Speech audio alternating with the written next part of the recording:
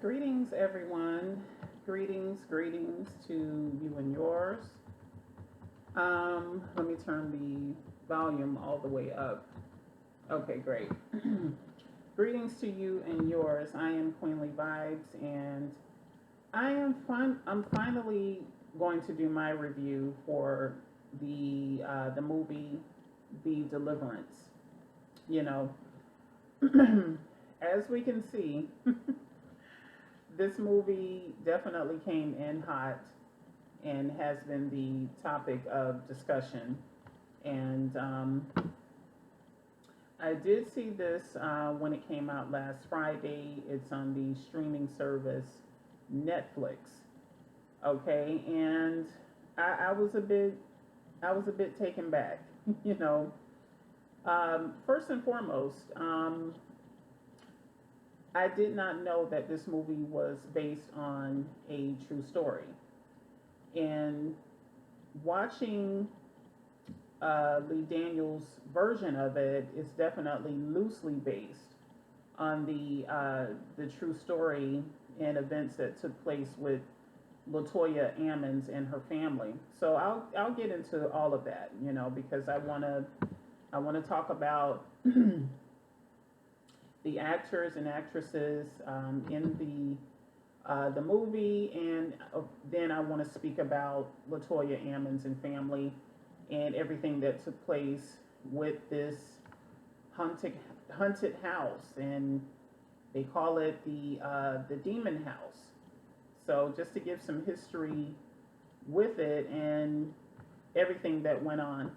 So, like I said, I didn't know that it was based on a true story until the very ending of the movie. So, I was really intrigued and I wanted to know everything that went on.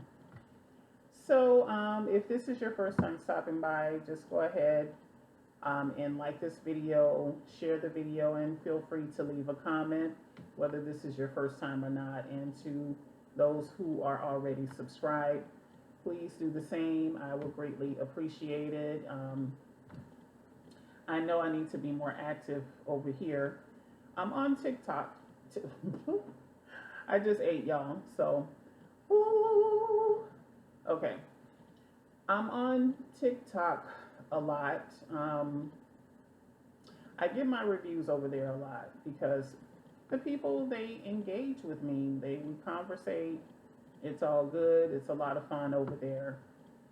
YouTube, it's like, come on, where's everyone? Where are my, few subscribers that I have? I'm so grateful to at least be up to 200.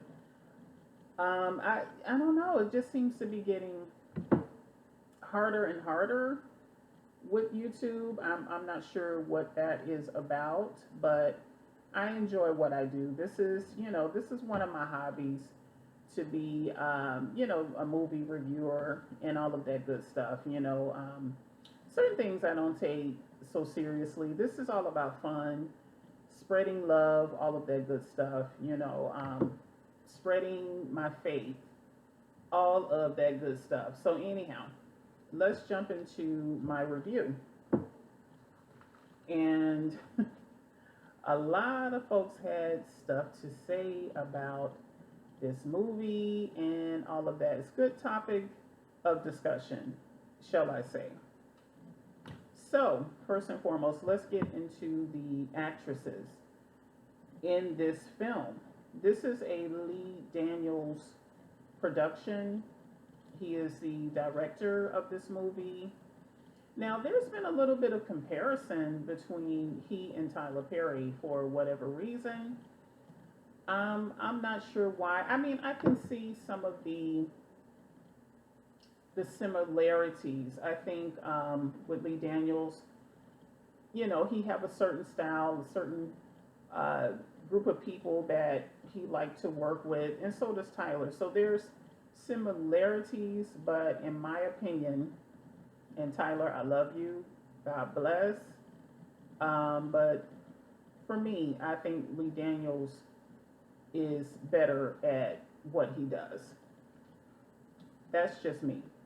So moving forward, I've enjoyed a lot of Lee Daniels' productions all the way back to The Butler. I love that film. I thought it was really good. So who's in this movie? Monique, Glenn Close, the legend, Anjanou Ellis, Andra Day. She portrays the role.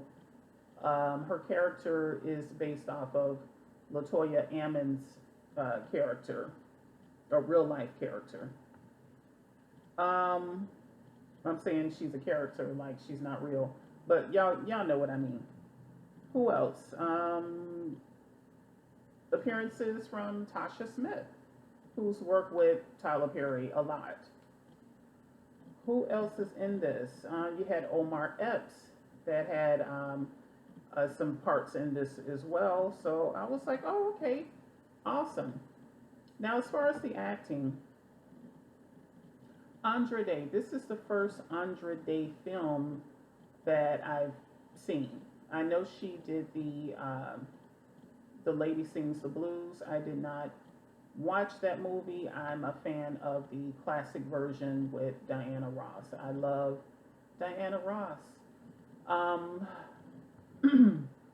it's not to say that's why I didn't see the Andre Day version. It's just that I just didn't get around to it. What have you?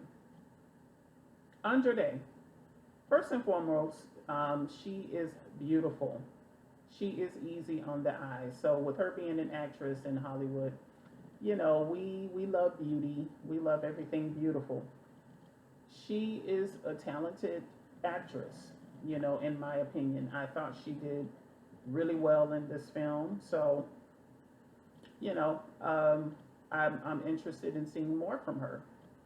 I thought she did really well. I think she's a good actress. You know who she kind of reminds me of? And I kept watching her as the film went on, and I'm like, who does she remind me of? Who does she remind me of? And it was starting to bug me.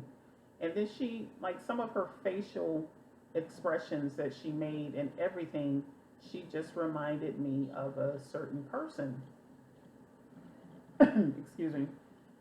And to me, she kind of, not to say that they act the same, but as far as their acting skills, but she kind of reminded me of Tandy Newton. Like she gave me a Tandy Newton vibe. Just that, her aggression in this film. Um, I don't know, certain facial expressions.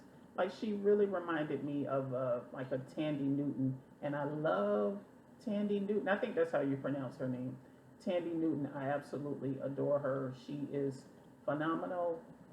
Anyhow, the legendary Glenn Close is in this film. I love Glenn Close. The first Glenn Close movie that I ever saw, it came out in 1987, Fatal Attraction. I must have been around 14 or so. And let me just say, she scared the crap out of me. She scared me. She was so good in this film. The lady that boiled the rabbit stew, all of that, she was crazy. She was a freaking lunatic, and I loved every minute of it. I think I kind of appreciated that film the older that I got. I was a teen then, but the older that I got, and dating and dealing with men and stuff like that, I'm not going to be ignored, Dan. I've never dated a married man. I'm just saying, when women have their breaking points and things of that nature, I'm not going to be ignored, or what have you. I don't know if she won an Academy, an Oscar, or whatever for that film, but Glenn Close, bomb, bomb. And she was bomb in this film as well. She's very versatile. She played the mother of Andra Day, so making Andra Day's character a biracial woman. She had cancer. She seemed to have been a new Christian. She loved people of color. She certainly loved the brothers, and who can blame her? So in the beginning of the film, we saw her going to down to the church and everything, and lo and behold, who's the pastor? Tasha Smith. So Tasha Smith was the pastor of her church, um, and we'll get into Tasha's character a little bit later, but I love Tasha Smith as well. I think she's a phenomenal actress. And I do notice that they had women as leads. Like, is like, where were the male pastors? Like, what was going on? Neither here nor there. I'm not going to get into this whole discussion about whether women should be pastors or not, or what have you. I'm just going to say this. I feel that, hey, God created Adam first. Men are the leaders, okay? Anyhow, can women preach? Absolutely. I totally believe in that. But pastoring, it's like, come on, Anyhow, so and then we have Monique that's in this film. I love Monique. I think Monique is beautiful. I love the way she dresses, her hair, her makeup. Monique is always on point, like even from the Parker's days. Monique is, she's always on point. Now, her acting is superb. Like, I would put Monique up there with Oprah Winfrey and some of the greats that are out there. Monique is that girl. And I want to see her get those roles. I want to see her in those lead legendary type of roles. I do not care for Monique's vulgarity. I hate the vulgar side, uh, the side of Monique with that's so vulgar, because she doesn't need to do it. She does not need to do it. She needs to be put in good films where all of her talents can be showcased. And she's stunning. I mean, that hair, her outfits and everything. Monique is bomb. Anyhow, and then we have Anjanou Ellis. I love Anjanou Ellis. She's also legendary, in my opinion. Amazing actress. Did she get an Oscar? I think she did win an Oscar for her role of Venus and Serena's mom with Will Smith. I think she won an Oscar. She, well deserving of it. And I didn't see that movie as well, but just her line of work, the Clark sisters movie. She did. What are her other films? Oh, her role in the movie Ray. I thought she was so phenomenal. Great actress. Let's go all the way back with the movie. Remember, she did the movie with Eddie Griffin, Undercover Brother. She was stunning. She was a little bit smaller then or whatever. She's a grown woman now. But I just love her. Anything Ingenue. She has another film out with Sanaa Lathan and another. She's an African actress, and I want to see that. I think it's over there on Hulu, so I know that's going to be good. Anyhow, let's move on. So we got the actors and things out of the way. Oh yeah, Omar Epps is in it, and I love Omar Epps all the way back from Juice. He got the juice now. Okay. Anyhow, so let's get into this movie. Is based on the story of Latoya Ammons. Let's get into that. I'm just going to read. You know what? No. Let me jump into this.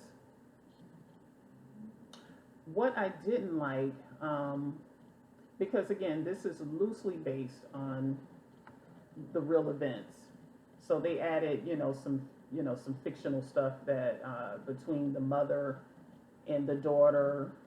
I did not like how Andra Day's character was so disrespectful to her mother.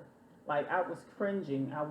I hated that so much. She cursed at her mother. She even cursed her out, and then finding out that her mom had cancer and she was still working. She was living there in the home with her and her three children. Andra's character had a drinking problem, so she would get drunk and she was just battling, alcohol addictions and everything. I didn't see any drugs, but she was definitely battling that. She was separated from her husband, so it was just her, trying to keep her head above water and take care of her kids. And the mother was there to, help her out and everything. But she had a deep resentment and she had this love hate relationship with her mother. So I just couldn't figure out what was going on. I'm like, well, why does she hate her mom so much? She's so disrespectful. Um, but then she also had a love for her mother. The scene where um, Glenn was doing her hair, like she was sewing in her hair extensions, and I was like, okay, Glenn, okay.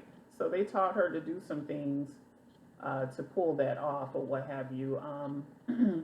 And she was doing her daughter's hair or what have you. So there was some touching scenes in the film. It was, because that was a beautiful bonding moment. But right away, her aggression was just like on a 10 at the dinner that they were having, and Glenn made the comment about, I think it was too much garlic in the fish, and she just went on 10, and I'm like, girl, if you don't calm down talking to your mama like that, like, are you serious? Because like I couldn't have been the mom's other daughter at their table because I would have had to grab her and jack her up. Like, what you mean talking to your mom like that? Seriously, I don't care that your mom made a comment about the fish. She made a comment about the fish. That's what she said. And what about it? You know, you know, she had done ticked me off. Then she popped her son in the mouth because what did he do? I think he made some sort of comment that ticked her off. So I was trying to figure out, why was she on 10? Like, what was going on with her? The kids was getting on her nerves. She was pissed or what have you. And there was some weirdness going on in the house, I can see, because it seemed like the son was sleepwalking, and he was walking around at the fridge 2 o'clock in the morning and doing stuff. So you can sense some eeriness going on. It was definitely some eeriness going on. The other nice thing that she did for her mother, finally, like I said, her mom had cancer, and she was going to be treated for it. And the nurse there let her mom know that she was behind in the payments, and I think she was on Medicaid or something like that. Excuse me.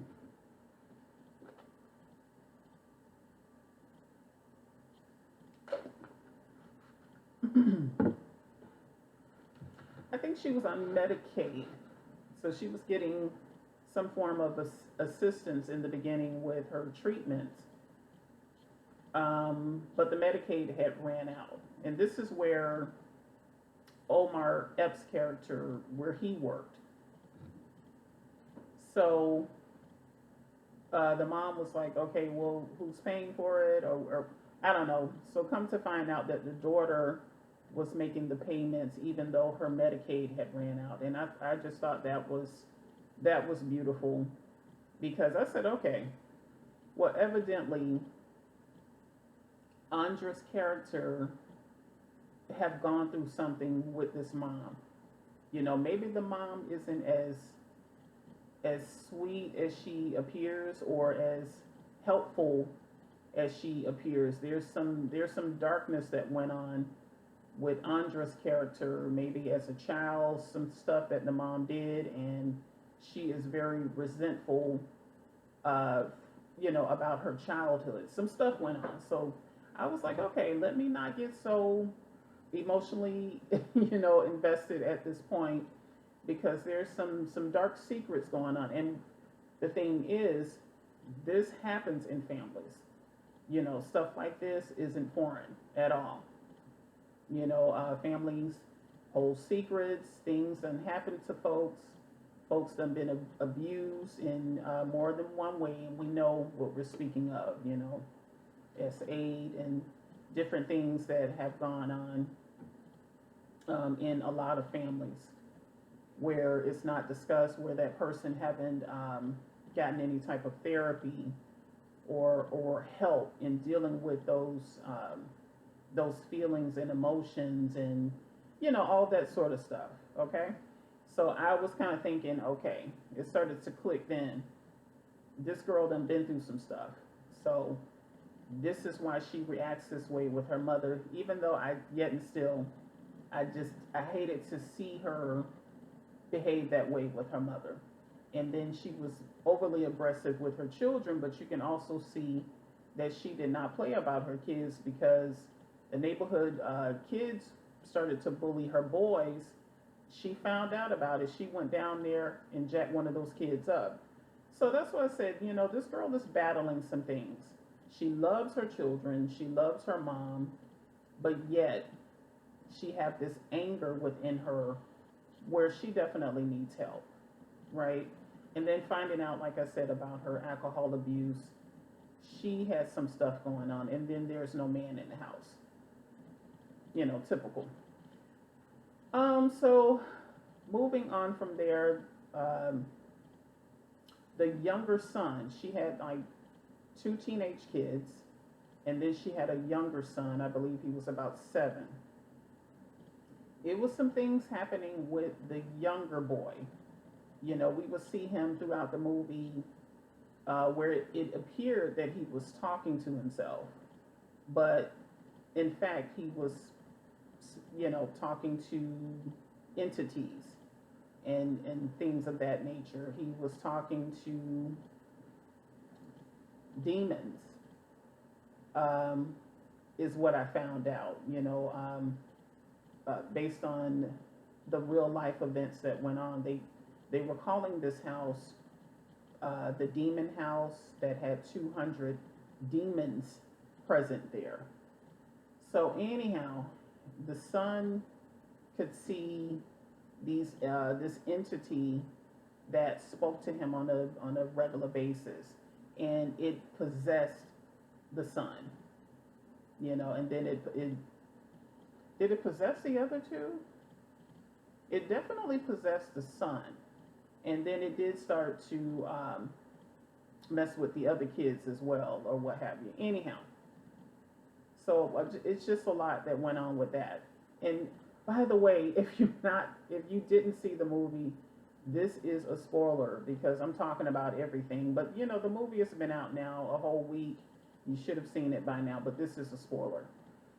Um, Strange stuff started happening. There was a lot of black flies all over the place. You can hear creaks, you can hear noises. Um, and see, these homes always creep me out with these huge basements. And folks don't go down there in the basement. They don't go up in the attic and clean up and look around in there and find out what's going on. And then come to find out they had some sort of dead cat in the attic that was just smelling up the place, and it was attracting flies and stuff like that, because they say that when something is dead, it attracts flies. So it was dead stuff going on, and it was a huge cat in there. The guy had to come and get it out. The mom didn't have the money, but the son had a wad of money, and he was saving it up because he was like, he wanted to get away from his mom, because she had issues where I think the kids had been taken from her, and she was going through a lot of like the DC issues, child protective services. This is where Monique's character came into play because she was the DCS worker. She had to come to the home and check in on the children and make sure that, they were safe because, again, she had a drinking problem. So there was some alleged abuse about her neglecting the kids and possibly, child abuse as far as, her physically harming the kids or what have you. So I think that's another reason why the mom was there to help her. Plus, her mom had cancer as well, but she was definitely there to help out with her grandkids. So all of that was going on. So her kid, he just said, you know what, he was saving up his money because as soon as he can get away from her, he was going to be up out of there. So he ended up paying the guy the $60 because, again, he did love his mother. Um, it was so, and Andra's character she was always pissed off about something. So the guy, he did take the dead rodent out, and he was, I think he was like Chinese or something like that. And she was like, yeah, go take him and put some soy sauce on him or whatever. I was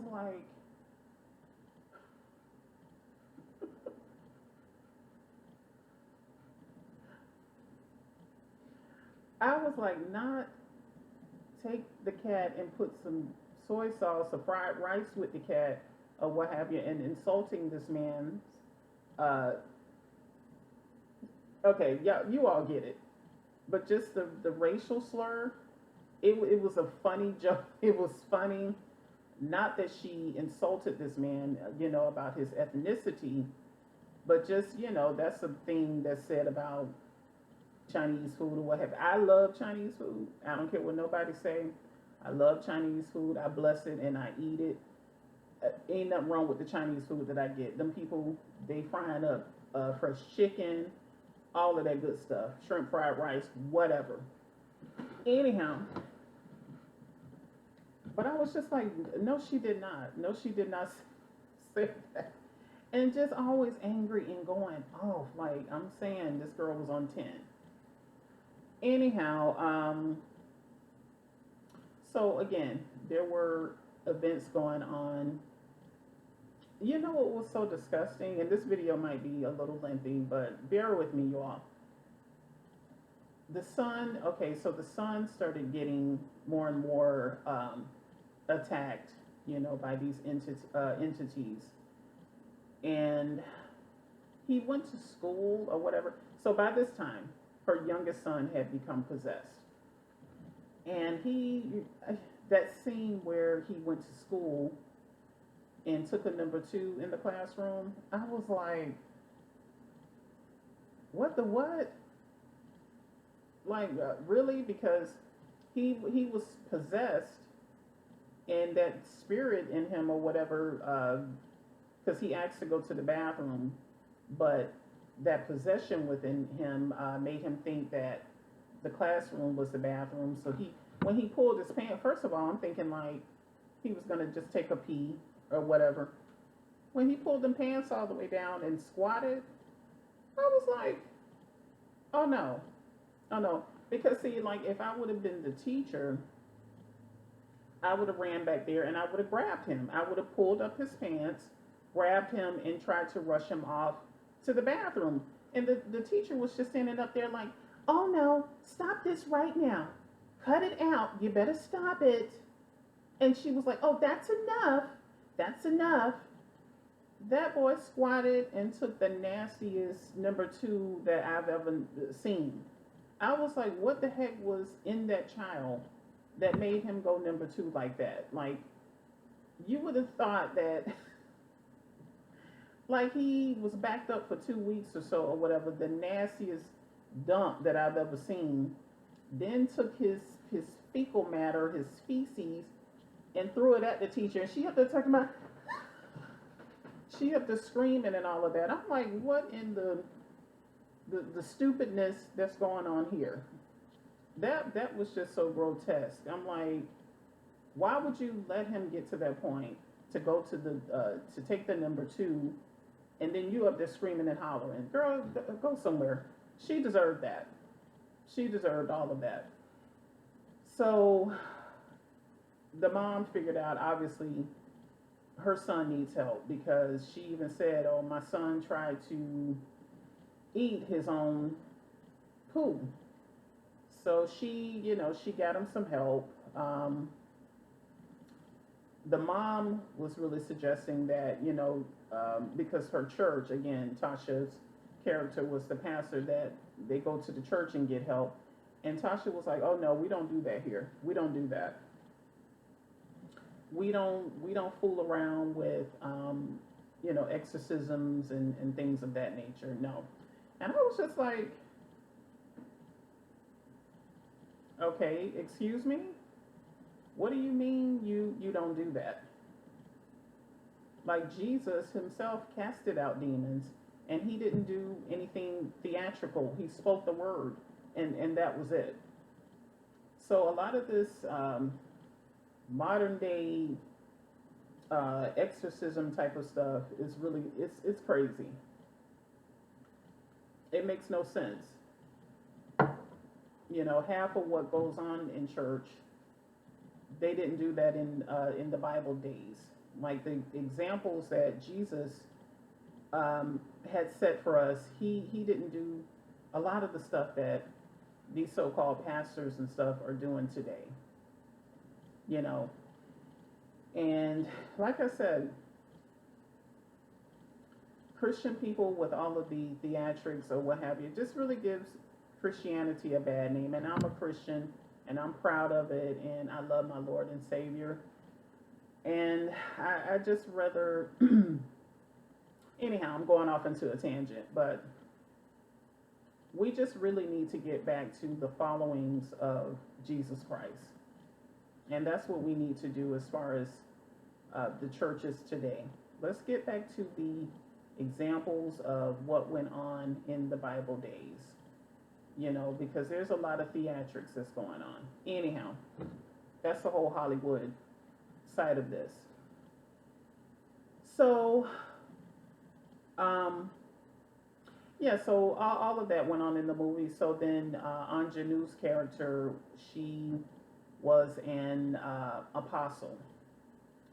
So the daughter, I think she sought her out for help, and come to find out, she was so angry. She didn't have the faith that she did as a child, because she was angry at God because some things did happen to her as a child. The reason why she had this love-hate relationship for her mother.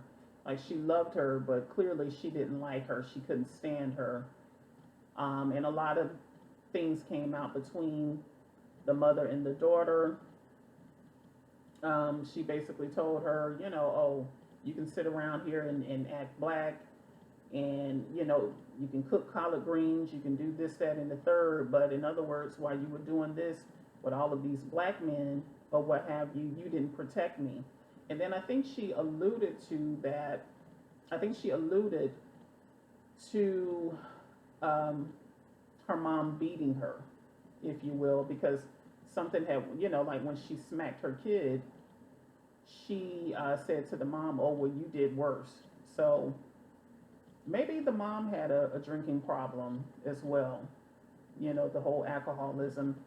So there was some things that definitely happened to her. And then we did see that clip where there was a guy that went down into her room, and we know what happened. So she was angry at God, angry at her mother, and, she just, she needed a lot of help herself. Anyhow, so her faith was being restored, and, with everything that was happening to her child. What really freaked me out is seeing that kid walking up the wall and doing all this weird stuff. Not so much of I wasn't in fear watching this movie. I wasn't in fear. Like I said, certain things, yes, it creeped me out. But like sitting there on the edge of my seat, like in fear. No, because a lot of it was comical to me, and then it was a lot of things that made me think. As far as like dealing with the church and where the church basically dropped the ball. You know, now I'm not into this whole exorcism thing. Like the movie The Exorcist. I've never seen that movie. I would never watch it. Certain things that I just don't want to see. Um, do I feel like you should fear this movie? Well, that depends on your relationship with the Lord and whatever God is speaking to you. Obey that. That's all I'm gonna say because there are some people that were making videos that they just seemed really, really frightened. In my opinion. And then there were some people that gave their opinion as far as how they feel what Christians should do. And I mean, and I get it. So I kind of weigh in on both sides. I get it. But as for me personally, I wasn't in fear. Certain things did kind of creep me out.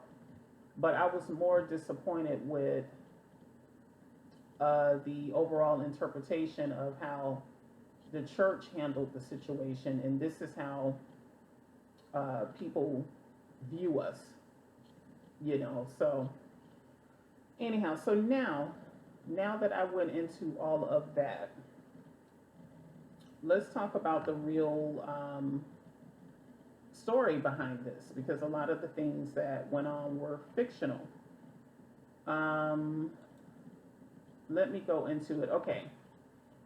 The Ammons hunting case, also known as Demon House. Now, I did see the documentary of the Demon House, so I did watch that, and it's on YouTube.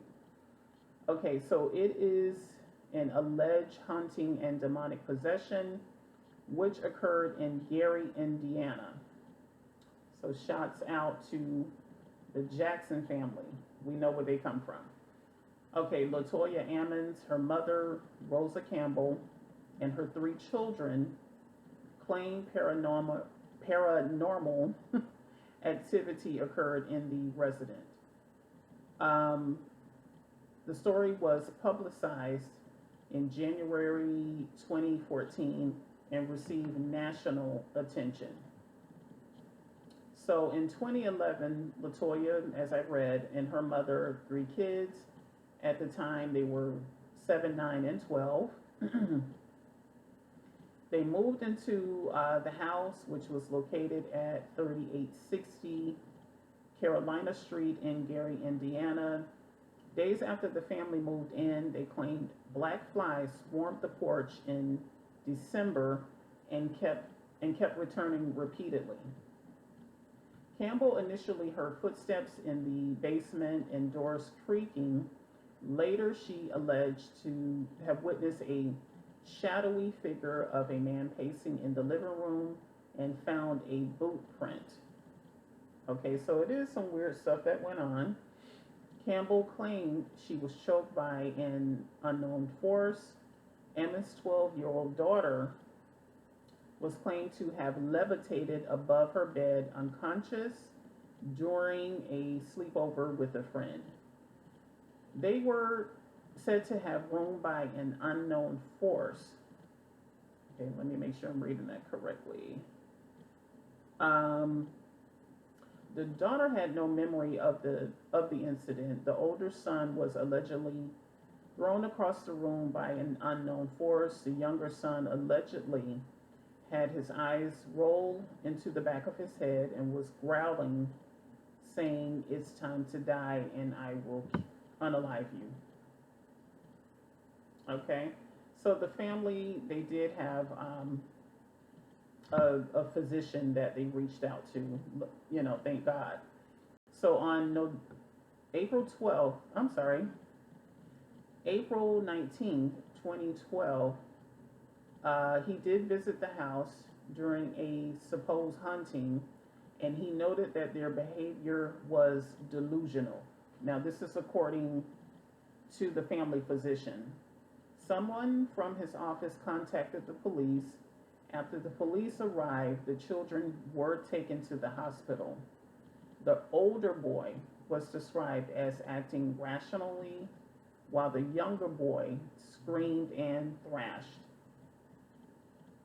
Okay, so let me kind of skip around here.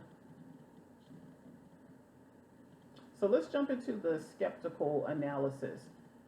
Dr. Jeffrey, his last name is African, had been skeptical of the entire incident and failed to witness any paranormal incidents.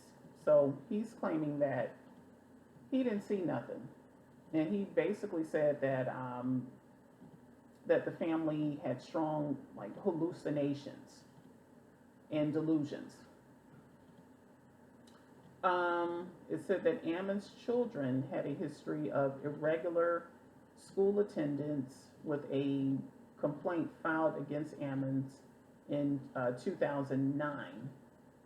In 2012, she blamed her children's continued irregular activity on the purported demonic activities. So now they moved in the home in 2011, but she had issues with her kids in 2009 and probably before then, allegedly. I don't know. So there was some inappropriate behavior that went on, you know, as far as her not having them in school and things of that nature. So let me continue.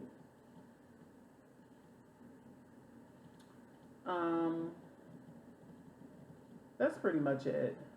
You guys can check this out for yourselves. Like I said, the documentary is already here on YouTube. Okay, so to wrap this up, in 2014, Zach Baggins, he purchased the house for $35,000 and demolished it in 2016 after he did the filming for the documentary, The Demon House. Which is surprising to me. It's actually quite surprising that, let me enlarge this, hold on, maximize it.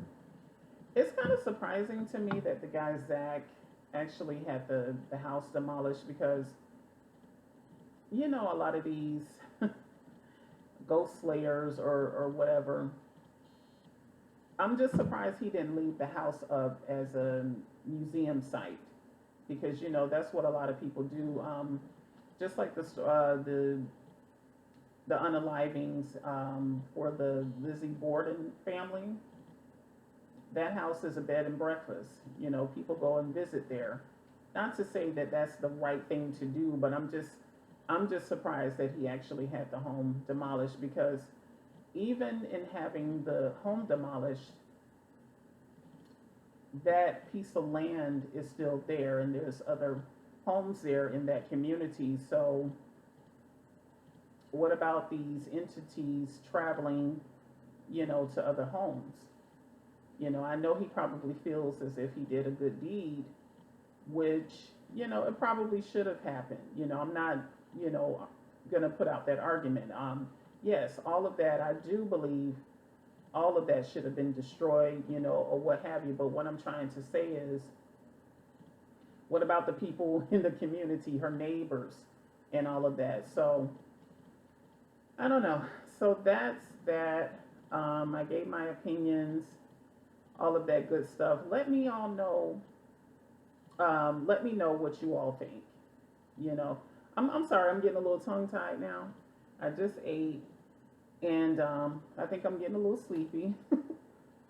But let me know what you all think about this movie and the real events that took place. Do you all feel that LaToya made a lot of this up? And my thing is, what would she gain? What would she gain for lying about the situation? Like, what is it exactly would she gain?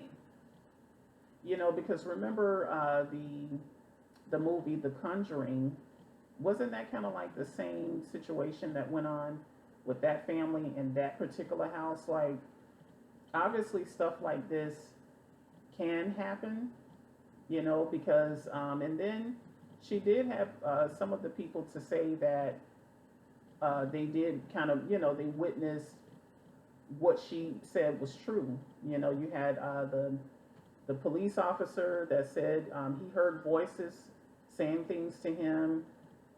Uh, I think the doctors that evaluated the son, because supposedly he was walking up the wall, they said that that actually did happen. So my whole thing is, what would she gain by lying? Like, is it gonna make her rich? Like, why would she lie? And I guess again, because she had a drinking problem, I think that's more or less what they were focused on. The point that she, had issues, with drinking. Whew, I am done. So I will see you guys back for another review or whatever I feel like discussing. And please pray, put God first.